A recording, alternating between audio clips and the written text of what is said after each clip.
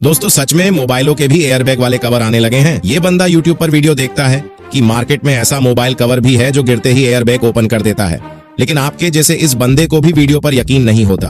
फिर सेम वैसे ही कवर को घर मंगवा देता है, फिर मोबाइल पर अच्छी तरह लगा देता है, फिर चेयर को ऊंचा करके उसके ऊपर खड़ा हो जाता है, फिर मोबाइल को नीचे गिराने लगता है। आगे इसके 2 लाख डूबेंगे या ट्रिक काम कर जाएगी।